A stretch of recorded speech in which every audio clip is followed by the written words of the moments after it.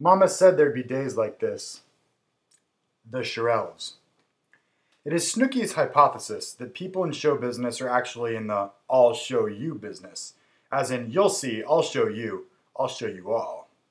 Meaning that anyone who will voluntarily and of his own free will endure the life of a performer, the humiliating auditions, the ruthless club owners, the ridiculous hours, not to mention the 1,000,000 to 1 odds against even modest success, has definitely got something to prove to somebody. I tend to agree with that. I refuse to believe it is merely coincidence that so many performers are known to have perfectly excruciating childhoods.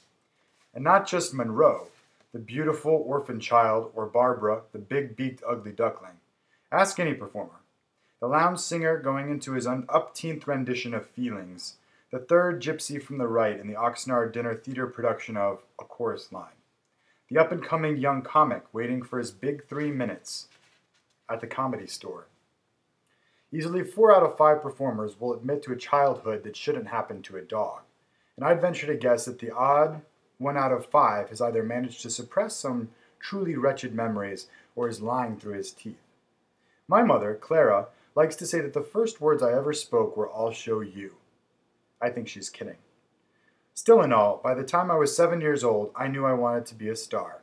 Had to be a star. A singing star. Clara was a singer, and a good one, as was her mother before her. In fact, my very earliest childhood memory is of Clara's voice lifted in song.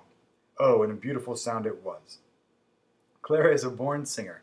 She is one of those voices that can make you cry and clutch your heart and rend your garment just by singing "Oh." She could have moved Satan himself to tears with "Sometimes I Feel Like a Motherless Child a Long Ways from Home." Clara's is a voice that, even when singing a happy song, has at its core, at its very center, a trace of melancholy. Just the tiniest tang of a tear swelling at the corner of its eye. A certain sadness that's impossible to catch, impossible to put your finger on. Something that can't be touched, only felt. Billie Holiday had it. Mahalia, Mama Cass, a few others, and Clara.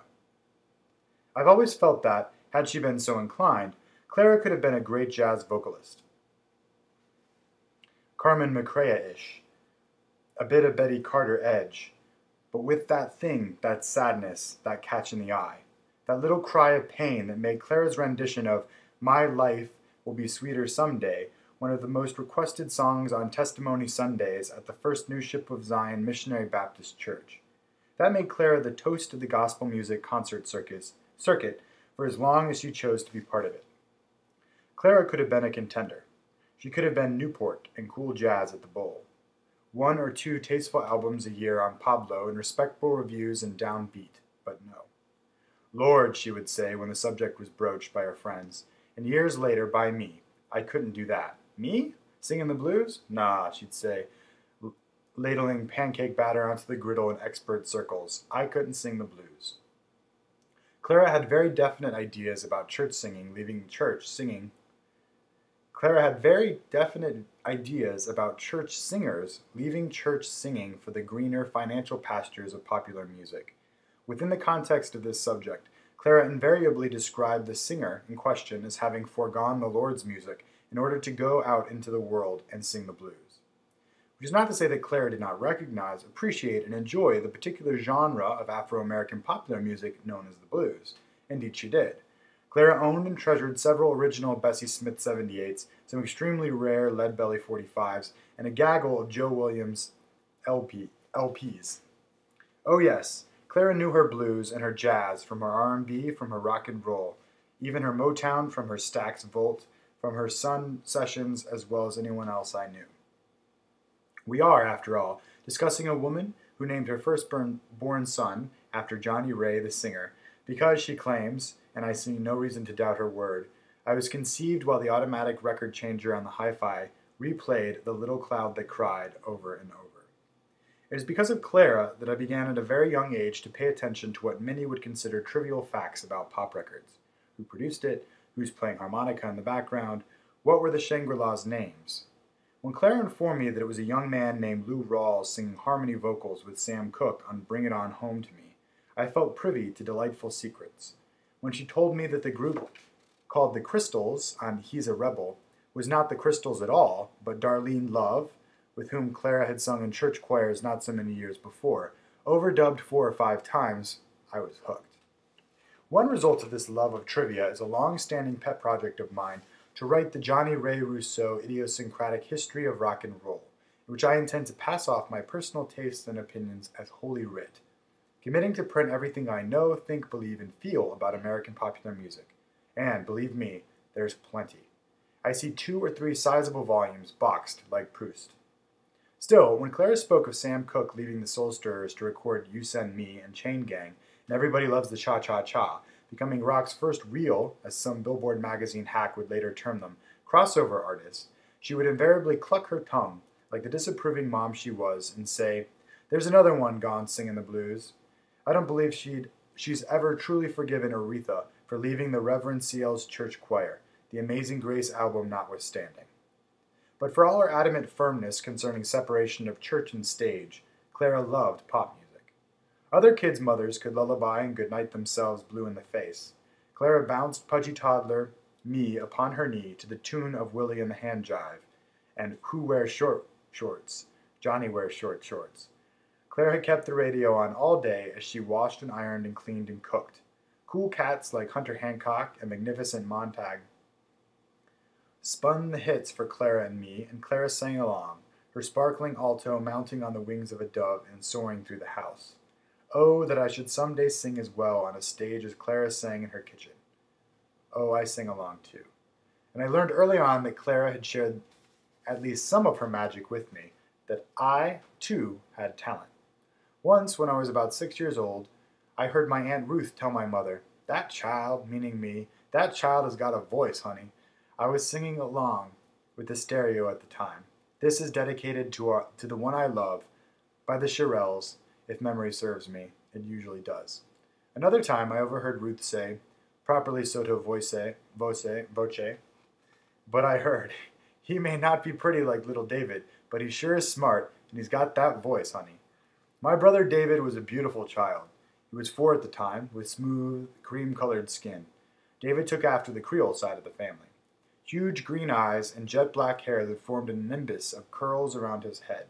My own hair was, and is, a nondescript brown and incurably nappy. Our childhood roles were easily cast. I was a smart one, David the pretty one. Family and friends, who were properly impressed when I was speaking full sentences at 15 months and reading Dr. Seuss aloud at 2, cooed and clucked and made over David like he was the newly discovered cure for acne. "Clara, that child should be on the TV," people said of David. Total strangers stopped on the streets and said, "Lord, look at that pretty child." It wasn't that I was an ugly child exactly. I was merely a plain child. My head was just a bit too large for my body, my teeth just a tad too big for my face. "You'll grow into them," Clara said. I was short for my age, thin and rather delicate looking. I was an unbeautiful child, doubly cursed with a painfully acute appreciation for physical beauty. I knew it and envied it when I saw it. And if that weren't enough, I had David, as pretty an albatross as ever hung around a young boy's skinny little neck. In addition to being beautiful, Lord, that one's going to break some hearts when he grows up, people said. David was also Clara and Lance. Was also what Clara and Lance and seemingly everybody in those days liked to call all boy. As in, Clara, that little David is all boy. The inference, of course, was that I was considerably less than all boy. David was a natural athlete. He could play just about anything involving fast-moving spheres and play them all well. While I, on the other hand, grew so weary of being told I threw like a girl that I developed an all-encompassing aversion to team sports. I break out in hives at the sight of the name Voigt. And to this day I will not, under any circumstances, throw a softball. I alternated between worshiping my baby brother and wanting him dead. By the time I was 12, as David grew taller than me, and more handsome by the minute, and became a Little League pitcher star to boot, I was singing along with the Beatles. Paul was my favorite. I thought he had the most beautiful eyes, and with Barbra Streisand. "I'm the greatest star," I'd sing to my full-length bedroom mirror, but no one knows it. With feeling, with conviction, with choreography. After one viewing of Funny Girl, I became fascinated with Barbra. I blew weeks of allowance on seeing Funny Girl over and over until I could recite every line, recreate every move, a one-boy cult. When Barbara sang, "You think beautiful girls are going to stay in style forever," I should say not. Any minute now they're going to be out. Finished. Then it'll be my turn. My mind substituted the word boys for girls, and I was momentarily uplifted.